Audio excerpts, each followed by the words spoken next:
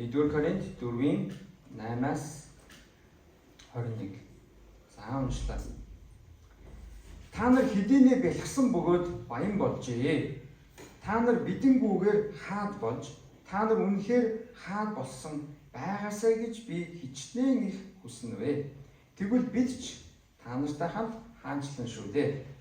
Учир нь илч биднийг бурхан үхэх ял ногдогсод мэд бүхний адаг болгосон гэж би боддог. Юу гэвээс бид ертөнцид Тэнгэр элч нартач хүмүүстэж үзвэр болжээ.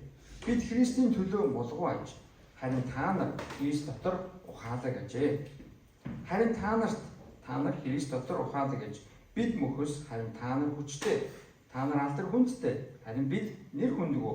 Энэ мөчийг хүртэл бид өлсөж, цангаж, нүцгэн ноорхоо, нүдүүлж, зодуулж, тэнэж, зүдэн зүтгэж ажиллаж, зүгт нь өрөөж, хавчихт нь твчиж, доромжлохт нь илдэг хариулан, муучлахт нь аргадаж, бид өдгөө хүртэл хорвоогийн хог хамгийн шар мэд болсон. Би та нарыг ичээхийн тулд бос, харин өөрийн хайрт хүүхдүүдийн хувьд та нарт сануулахын тулд үнийг бичлээ. Учир нь та нар Христ дор тоо томшгүй сургагчдтай байлаач эцэг болох нь боломгүй. Учир нь би Христ Есүс дор сайн мэдээгээр та нарыг төрүүлсэн. Тиймээс та нараас ой намайг дуурайгсад бай. Үүний улмаас би эзэн доторх миний хайрт итгэлд хүү болох Тимотиг та нарт илгээвэ. Хаа сайгүй чуулган бүрд би хэрхэн сургадгийн адил Христ Есүс доторх замуудыг минь тэр та нарт сануулах болно. Зарим ч намайг та нар дээр очихгүй юм шиг ихэрхдэг. Хэрв эзэн хүсвэл би та нар дээр удахгүй очиж ихэрхэгчдийн үгийг бус харин хүчийг мэдэх болно. Учир нь Бурхны хаанчлал ярианд бус харин хүч дотор байна. Би та нар дээр ташууртай юу эсвэл хайр ба дүлгэн сүнстэй очихгүй. Та нар алийг нь хүснэ вэ? Аамен. За энд нөгөө Коринтийнхан маань нэлийн тийм бардам, ихэрхүү, өнгөрөө сагсуу байгаа гэдгийг бид нар нэлээд олон удаа харсан. Тэгвэл одоо энд за та нарын өнгөрөөд байгаа байдал чинь үнэндээ ямар шуухан болцсон бэ гэдгийг энэ Паул яжиж хэлж байгаа. Та нар тэгвэл үнэхээр баян болчихжээ. Та нар үнэхээр төлөвшөөд сүнслэг одоо эд баялгаар дүүрээ их мундаг болчих. Хүн нэг тийм яжиж хэлдэг шүү дээ, тийм. Яг тийм өнгөөр хэлж байгаа. Тэгээ та нар их хүчтэй болсон байна. Та нар их мундаг болчихжээ. Хэрвээ та нар үнэхээр хаад болчихсон ч байсан бол би та нартай хамт бас та нарын сүүдэр дор би та нартай хамт бас хаанчлах байсан юм аа.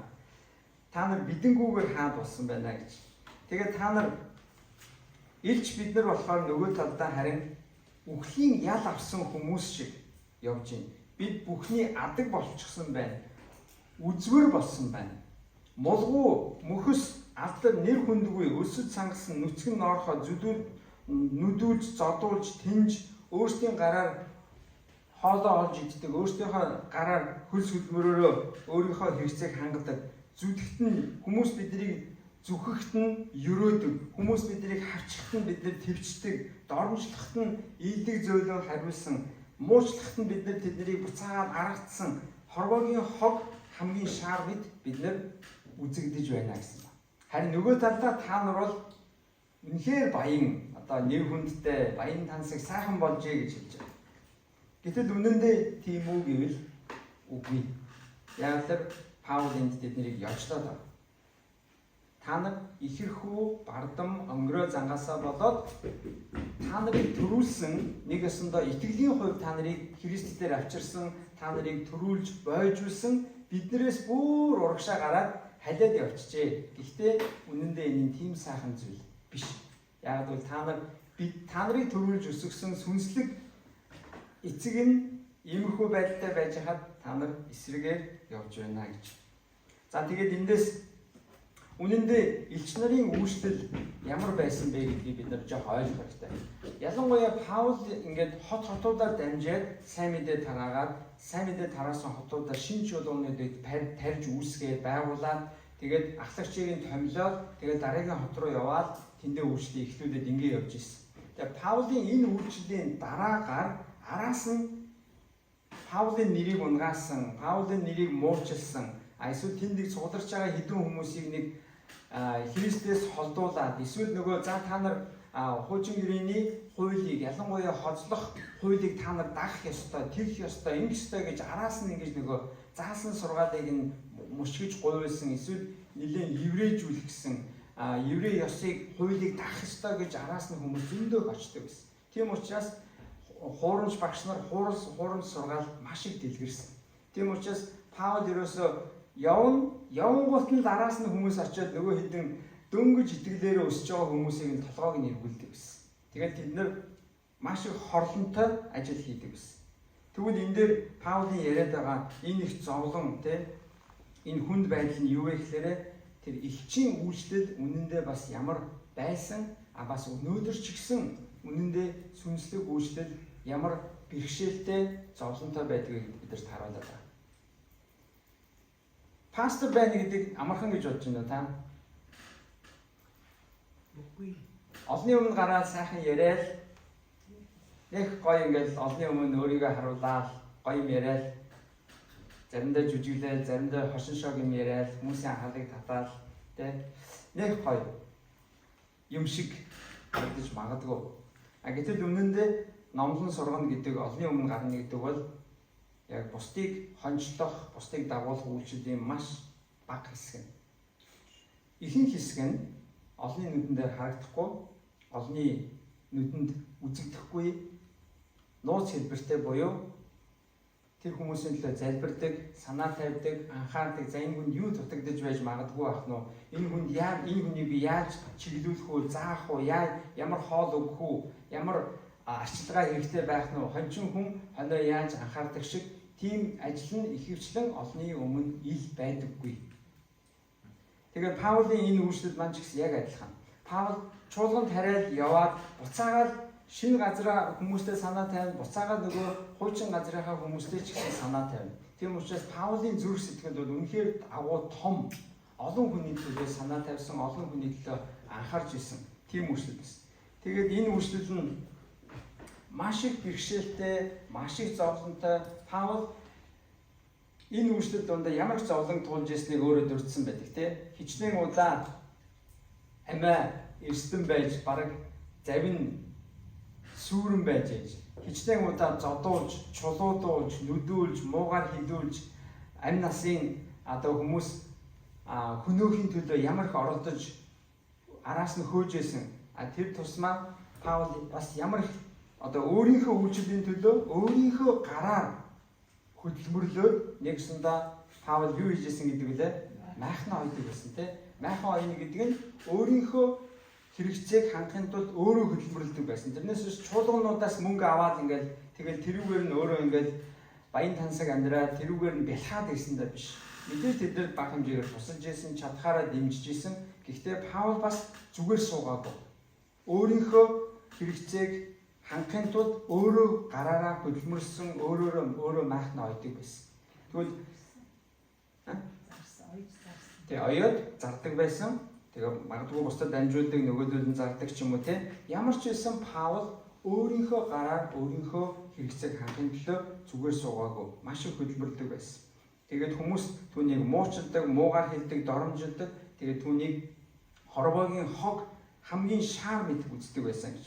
За энэ дээр нэг бид Тэнгэр элч нар болон хүмүүстэж үзвэр болжээ гэдэг үг байна. Үзвэр. Анх уншихтаа Жон сони яагаад үзвэр гэж байгаа юм шиг.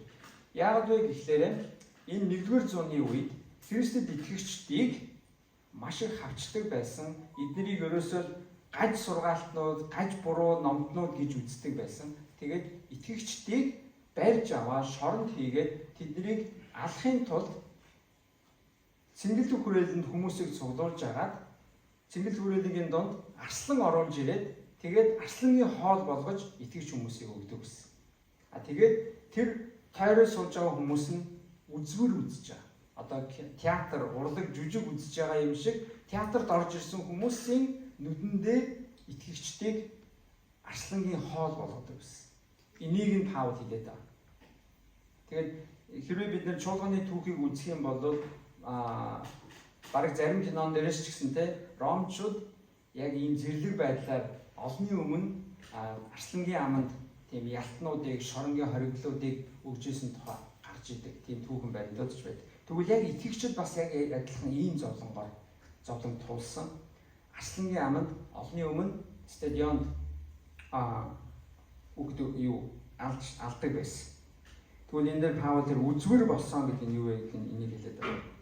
Тэгэхээр эндээс бид нар юу сурах вэ гэхээр ер нь бол сүнслэг үйлчлэл маш их бэрхшээл зовлонтой.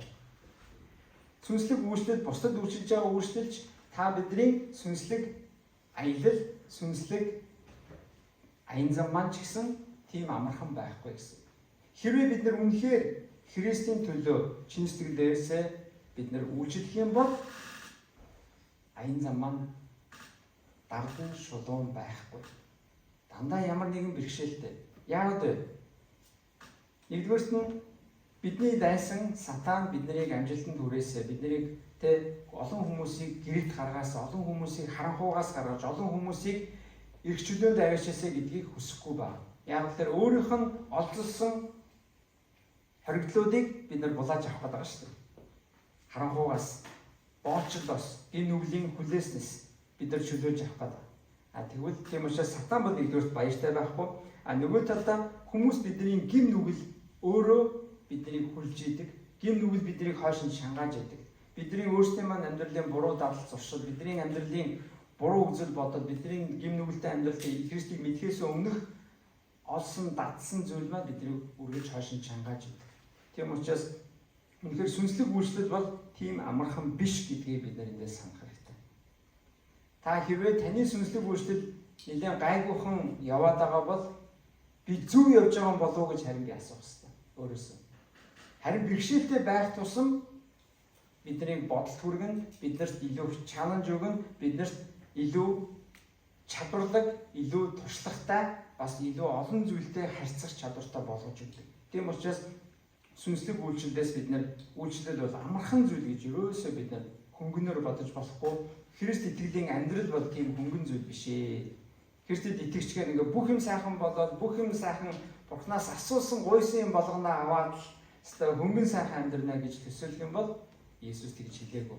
Иесус биднийг чи загалмаагаа үүрээд миний араас даа гэж хэлсэн. Загалмаагаа үүрнэ гэдэг нь энэ зовлон бэрхшээлийг хэлээд байна. Загалмаагаа үүрнэ гэдэг нь биднэрт оногдсон бас туулах зовлон байгаа гэсэн. Бэрхшээлүүд, хүндрэлүүд биднэрт байгаа гэж хэлж байна. Тэгвэл эндээс бид нар хамгийн дөрөв нэгдүгээр сурах зүйл маань сүнслэг үйлчлэл зовлон бэрхшээл маш их байгаа шүү. За цааш нь уншъя. Паул эднийг нэлээд явжсныхаа дараа ингэж хэлж байна.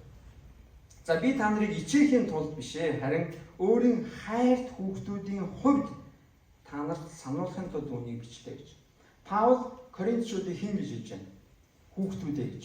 Өөрийнхөө хүүхдүүдтэй харьцаж байгаа мэт би та нарт бичиж байна. Яагаад гэвэл Христ дор тоо томшгүй сургагчдтай байлаач эцэг болох нь олонгүй гэж.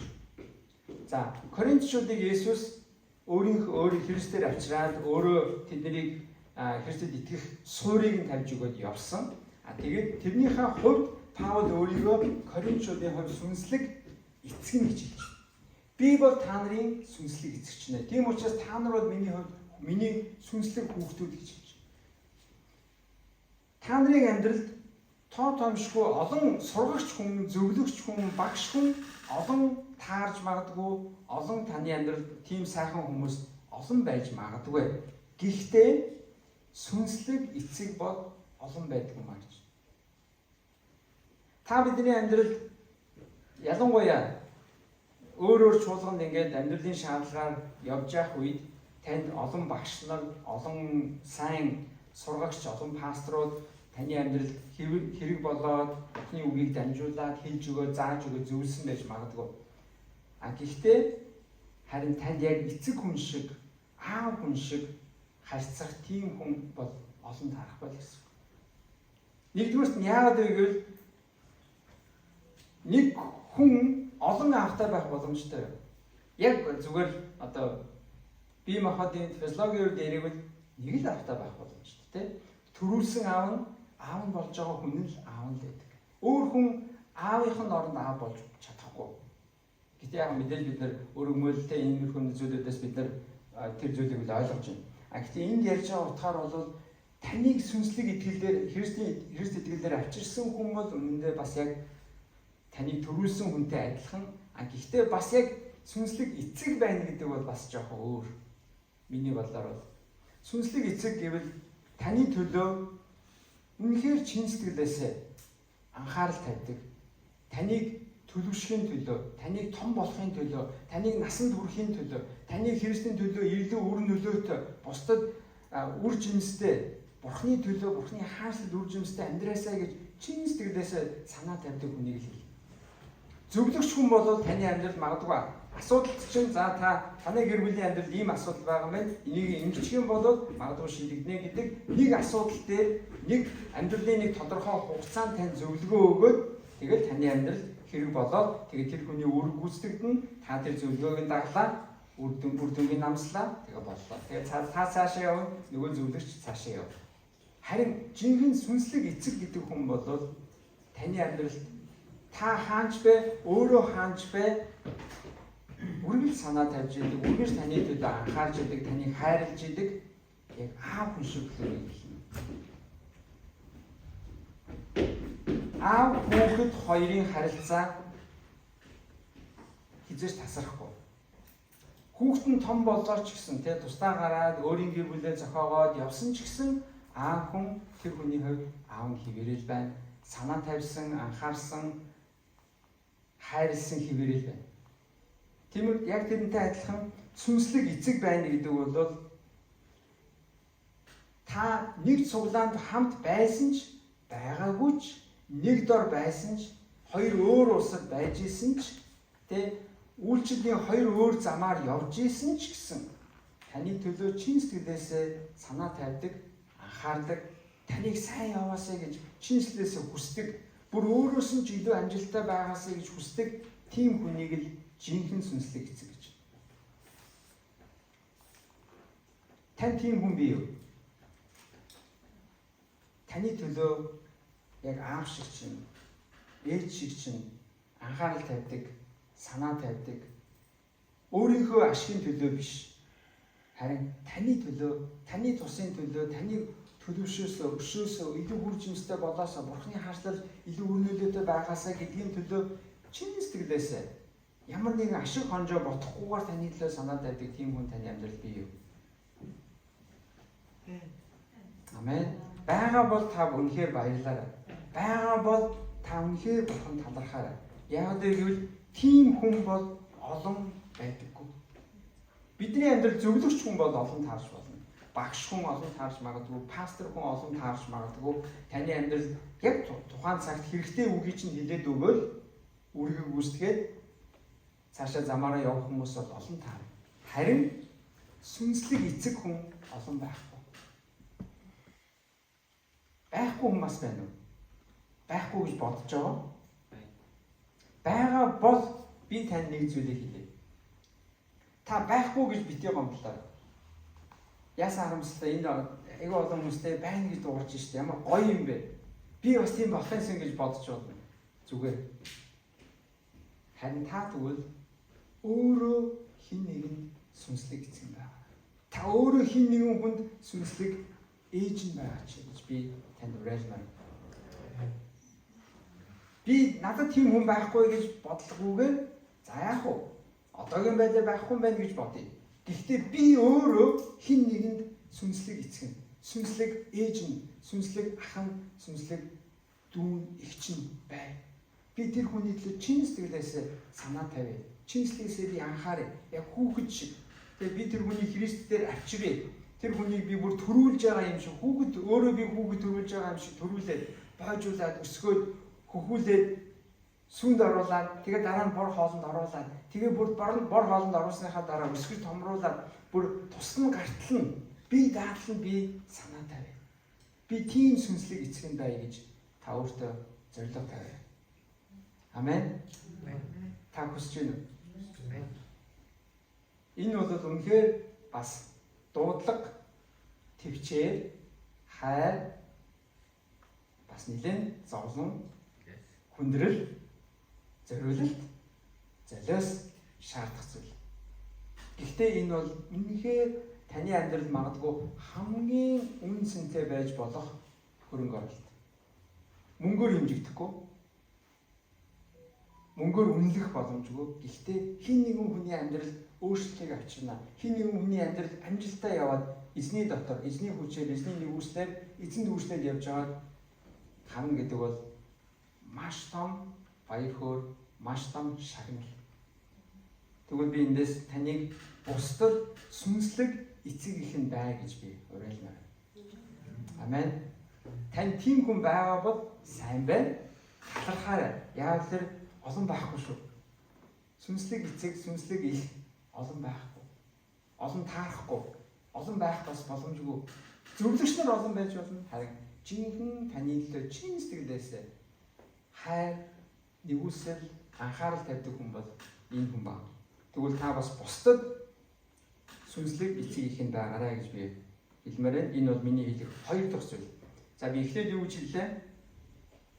Сүнслэг үйлчлэл, зовлон бэрхшээл их байх болно. За энэ бол сонсоход мэдээж юм шиг боловч хаяа бид нар үнийг санаж авах хэрэгтэй. Хаяа бид нар зовлонтой бэрхшээлтэй үедээ за энэ бол зүгээр юм байна. Энэ бол нормал юм байна. Байх ёстой юм байна. Жамаараад явж байгаа юм байна гэж бодорой гэсэн үг. Хоёрдугаарт нь та бусдад сүнслэг эцэг ихэн байгаарай. За цааш нь харъя. Паул энэ дэр хэлсэн баг. Би та нараас гуй. Та нараас чин сэтгэлээсээ би гуй.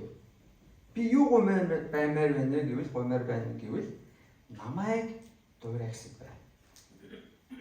Намайг дуурай гэсэн байна гэж. Паул өөрөө энэ Коринтчуудыг өөрийнхөө хүүхдүүд гэж харж байгаа, сүнслэг хүүхдүүдээ гэж харж байгаа. Тэгвэл тэд нарыг та нар намайг дуурайгаач. Миний үлгэр жишээгээр яваарай.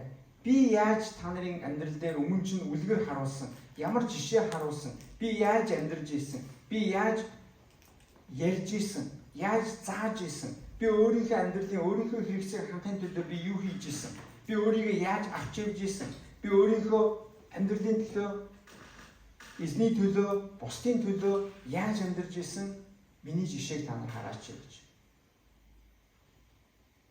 Тэгвэл яг эндээс бидний суралцах зүйл маань 3 дугаарх нь та сайн үлгэр жишээг дуурайгаарай. Дагалдагч бэлтгэнэ гэдгийг би бол ерөөсөө энийг гэж ойлгодог. Дагалдагч бэлтгэнэ гэдэг бол зүгээр нэг 4-7 хоногийн нэг хичээл хийгээд за дагалдагч бэлтгэл хичээлээ хийчлээ дууслаа. За та дагалдагч болсон шүү. За одоо та дараагийн өмнө дагалдуулаарай. Ингээд нэг үйлдвэрлэл явагдаад те нэг за энэ шалгалтаар орчихсон энэ асуудлуудад хариулсан энэ шалгалтанд тэнцсэн нэг тэмдэг тавигдаа те нөгөө нэг хяналтын энэ шалгалтын бүтээгдэхүүн дээр байдаг шүү дээ те хяналтыг энэ бүтээгдэхүүнд авсан одоо энэ шаардлага хангаж байгаа за болно окей дараагийн ингээд энэ борлуулж болно зарж болно гэдэг шиг тийм зүйл биш. Дагалдагч бэлтгэнэ гэдэг бол амьдралын туршид үргэлжлэх зүйл. Нэг зүгээр нэг Библийн хэдийн ишлэлүүдийг цээжлээд зам тогтоогоо зөв хариулаад явна гэдгээр л зөвхөн дагалдагч бэлтгэжтэй гэж ойлгож байгаа бол энэ бол маш том эндүрэл. Мэдээж тэр хэрэгтэй. Мэдээж Библийн ишлэлүүдийг унших хэрэгтэй. Бид нар мэдээж суурь өнөдөө ойлгох ёстой тийм. Яг суурь илтгэлээ эхний алхмуудаа хийх ёстой. Гэхдээ дагалдагч бэлтгэнэ гэдэг бол амьдралын л асуудал. Амьдралын турш үргэлжлэнэ. Амьдралын туршид үргэлжлэх процесс. Ямар нэгэн дээд сургууль төгссөн хүн би одоо за одоо шинэ хуулийн анги төгслөө гэж бодъё. Би хуульч болчлоо гэж зарим хүмүүс хэлдэг. Гэхдээ би тэрийг бол за яг хуульч гэж хэлэх үү?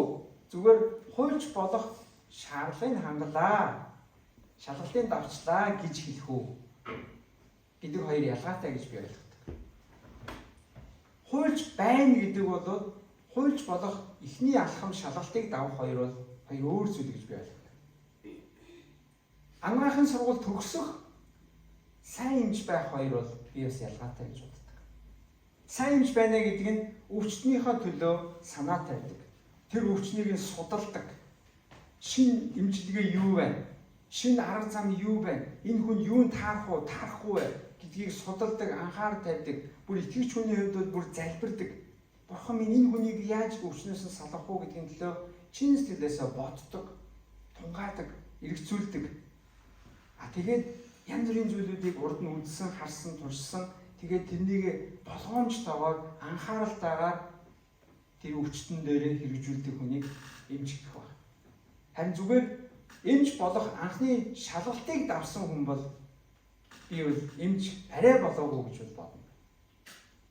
Яг тэрнтэй адилхан эцэг их байна гэдэг бол зүгээр би миний ихнэр жирэмсэн болсноор би сайн эцэг, сайн аав болчлоо гэсэн үг юм.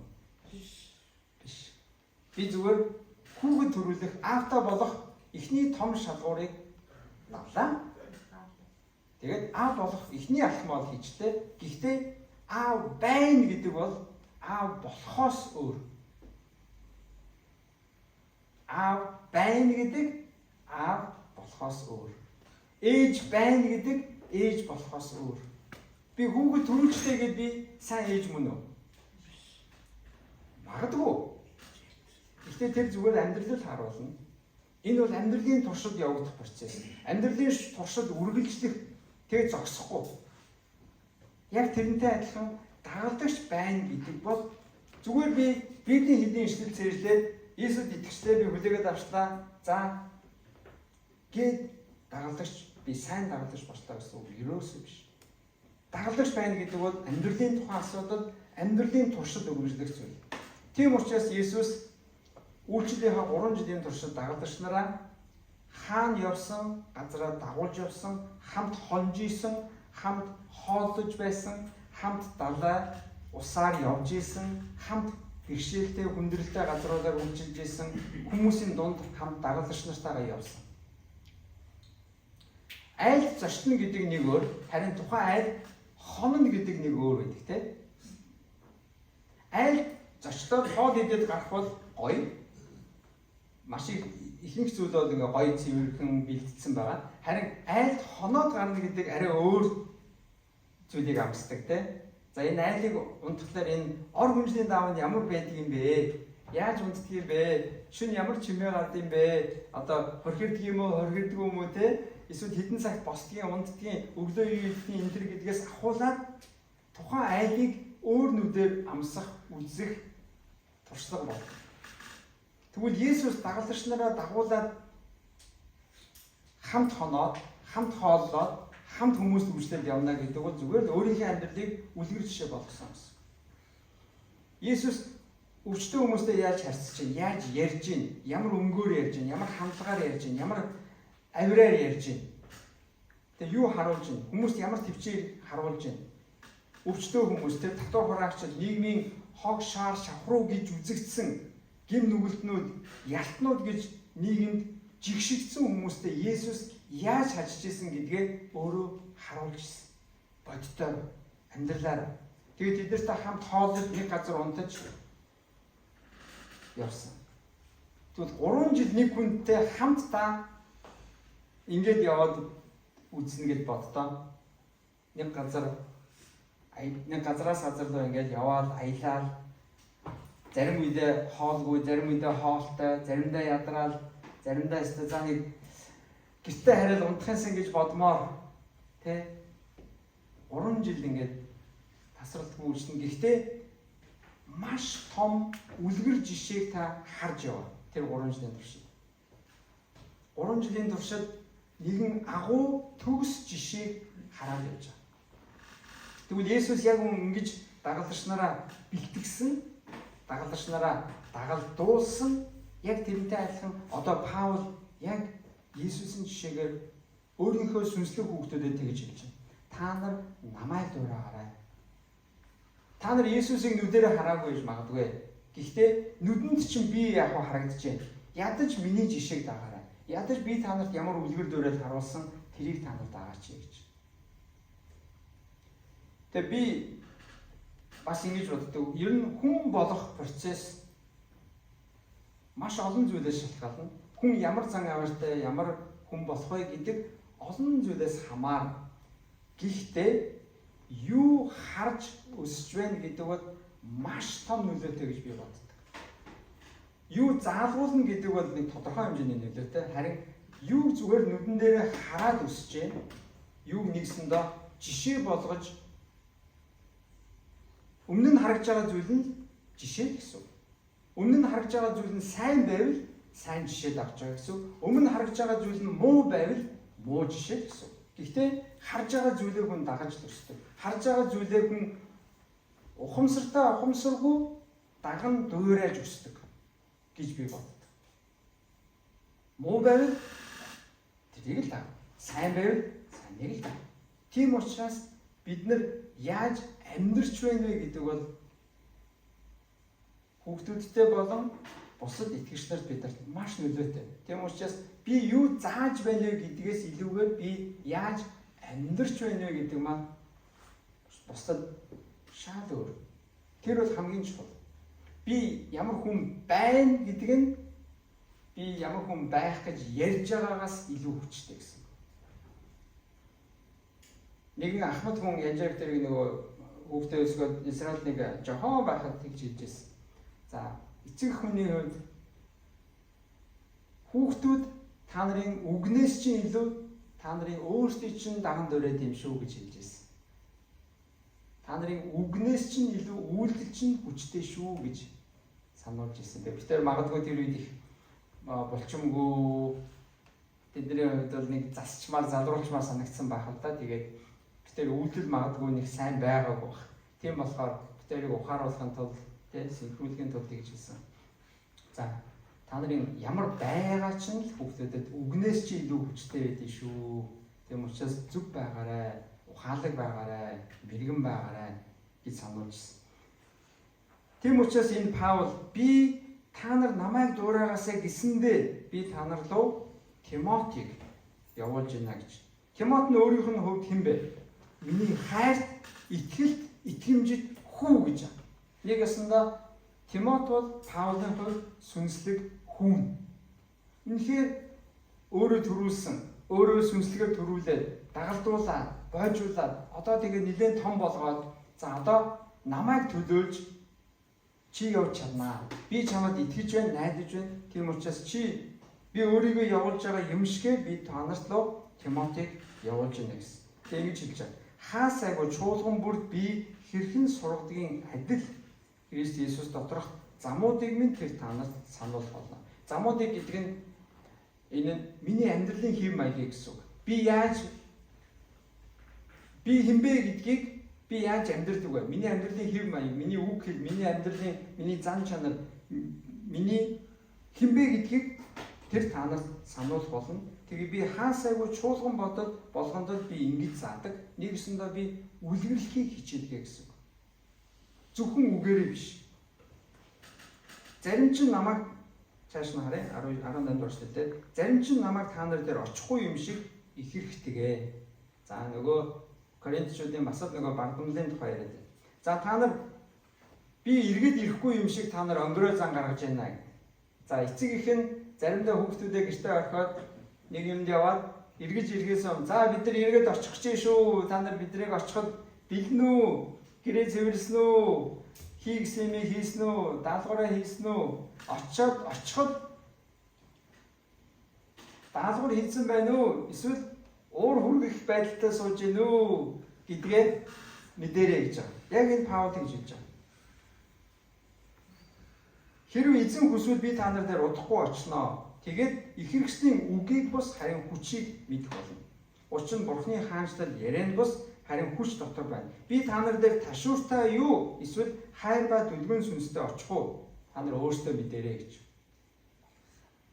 Ээж аав нь эргэж очихдаа очиход би та нарт ямар сайн хөвгтүүд вэ гэж хэлүүлмээр байна уу? Эсвэл загнуулмаар байна уу гэж Паул хэлж байна. Та нар өөрсдөө сонгоорой гэж. Би танарт сайн үлгэр жишээг үзүүлсэн, намайг даг. Би танарт даалгавраа өгсөн.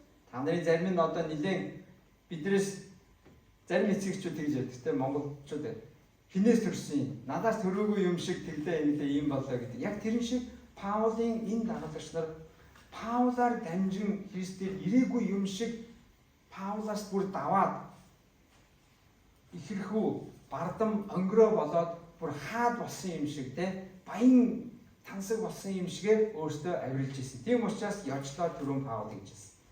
За та нар үнэхээр биднэргүйгээр хаад болчихжээ. Үнэхээр ч болчихсон ч байгаасаа тэгсэн бол ядаж би та нартай хамт хаанчлахгүй юу гэсэн. За тэгвэл эндээс бидний 3 дахь сурах зүйл маань гэвэл сайн үлгэр жишээг дагаарай. Хэрвээ таны амьдралд таны нүдэн дээр сайн үлгэр жишээ харагдаж байгаа бол та тэр сайн үлгэр жишээг дагаарай. Яагаад гэвэл 20 дугаар эшлэл дээр ингэж байна. Бурхан нь учир нь Бурханы хаанчлал ярианд бус харин хүч дор байдаг юм аа гэж. Энэ юу хэлээд байна гэхээр Бурханы хаанчлал бол зүгээр нэг баахан ярьдаг, баахан пам гүрдэг хүний яриа биш. Харин Бурханы хаанчлал бол амьдралаас нь харагддаг хүч юм. Үйлсээрээ харуулдаг, үгээрээ харуулдаг, үйлдэлээрээ жишээ болгож харуулдаг тэр бол жинхэнэ Бурханы хаанчлал гэж. Бурханы хаанчлал бол зүгээр нэг баахан ихэрхүү бардам яриа биш. Харин жинхэнэ бодит амьдралаас харагдсан хүч, амьдралаас харагдсан нөлөө, амьдралаас харагдж байгаа жишээ багсан. Тийм учраас та нар очиод намайг очиход ташуурдуулж загнуулмаар байна уу? Харин дуулууртай хүүхдүүд шиг сайн хүүхдүүд баймаар байна уу? Та нар өөрсдөө сонгоорой гэж. Тэгээд би өнөөдөр хэлсэн 3 зүйлээ дахиад сануулъя. Нэгдүгээрт нь сүнслэг үйлчлэлд зовлон бэрхшээл их бий. Хоёрдугаарт нь бусдад сүнслэг эцэг их нь дагаарай. Гуравдугаарт нь та сайн үлгэр жишээг дуурайгаарай. Сайн үгийг биш харин үлгэр жишээ. Бодтой юм. Таны нүдэн дээр харагдаж байгаа үйлдэл, таны нүдэн дээр харагдаж байгаа сайн үлгэр жишээ. Яагаад гэвэл Бурханы хаанчлал бол ярианд бус харин хүч дор гэж. Нэгсэндээ Бурханы хаанчлал бол бодтой жишээ юм. Зүгээр нэг хүний хоосон яриа биш ээ. Бодит амьдрал юм. Бурханы хаанчлал бол бодит амьдрал. Амен. За тэгээд өнөөдөр Паулийн загтлаас бид нар амьдралдаа маш хэрэгтэй зүйлийг сануулга болгож хүлээж авлаа. Тэгээд бүгдээ яг одоо хамтдаа залбирая. Эзэн бурхан минь тэгээд үнэхээр та биднэрт сануулж агаад Коринтотойгоо бичсэн энэ загтлаар дамжуулан Паулийн зүрх сэтгэлийг цаашлаад бүр таны зүрх сэтгэлийг Есүс Христийн зүрх сэтгэлийг та бидэнд мэдрүүлж сануулж ойлгуулж байгаад баярлалаа эзэн. Бидний сүнслэг амьдралд эзэн минь зовлон бэрхшээл олон бий. Эсэргүүцэл, сөрөг үйлдэл, бүр биднийг эсэргүүцэх, бүр худлаар гүтгэж дайрах, доромжлох, муугаар хэлэх тийм зүйл байсан ч гэсэн эзэн минь Паулийн жишээг дагаж Паул энэ бүхнийг яаж төвчээртэйгээр буцаагаад өрөөж хавцшихт нь төвчж, доромжлохт нь ийдэг хариулан, муучлахт нь аргадаж, хорвоогийн хог хамгийн шаар мэд үзэгдсэн ч гэсэн харин танаас зурсан хэвээрээ таны өгдөг үн цэнийг сансан хэвээр амьдрах та бидэнд туслаач гэж гоё. Эзэн минь тэгээд та биднийг бусдад сүнслэг эцэг ихэн байхад та туслаарай. Бусдын төлөө чин сэтгэлээс өөрийнхөө ашигын төлөө биш харин таны зүрх сэтгэлийг дуурайж та бидэнд ямар анхаарал халамж инрэл өршөөл нэгүсэл үзүүлдэг шиг бид нэр цэвэр зүрх сэтгэлээр бусдад эцэг ихэн сүнслэг эцэг ихэн байхад та бидэнд туслаач. Эзэн минь тэгээд бид нэр бидний амьдралд байгаа үлгэр жишээ болсон хүмүүсийн төлөө тань талархъя. Тэр бол бидний амьдрал илгээсэн таны бэлэг. Харин тэгвэл бид нэр Паулийн жишээ, Есүс Христийн жишээг дагаж бидний өмнө нүдэн дээр харагдах үлгэр жишээ хүмүүсийг сайн дагаж бусдад буцаагаад бид нэр үлгэр жишээ болоход та бидэнд туслаач. Христ таныг даган дуурайж, таныг дагалдаж, таныг амьдралаараа харуулхад та бидэнд туслаарай. Бидний хийж байгаа зүйл маань зөвхөн үг яриа биш, хоосон яриа. Амьдрал дээр хэрэгждэггүй хоосон үг биш, харин Бурхны хүчээр, Бурхны нэгүслээр, Бурхны хайраар, бодит амьдралаар Бурхны хаанчлал таны хаанчлалыг барьж байгуулдаг хүмүүс байхад та туслаач гэж гоё. Тэд эзэм минь үнэхээр таныг иргэн ирэхэд эсвэл бид нар тань дээр очиход миний итгэмжид сайн зарц минь. Би чиний амьдралыг харлаа, үзлээ, чи сайн үлгэр жишээ байсан. Чи итгэмжид сайн болно, сайн зарц минь байлаа гэж хэлэхээр амьдрахад та бидэнд туслаач. Та биднийг өшөө нэгүүлсэж гэж гоё. Эзэн минь та бидэнд туслаач. Таны туслалцаа, таны оролцоог бид үнэхээр хүсэж байна. Үнгүүгээр бид нар хийж чадахгүй. Бид нар зүгээр л хоосон яриа, хоосон гонгинох хонх шиг болно. Харин бид нар Бурхны хаанчлалыг таны хүч чадал нэгүслээ бодитоор харуулдаг хүмүүс байхад та туслаач гэж гоё. Энэ бүхнийг Есүс Христ таны эрхэм хүндтэй агуу хүчтэй нэрээр би өргөн даатан залбирлаа. Амен.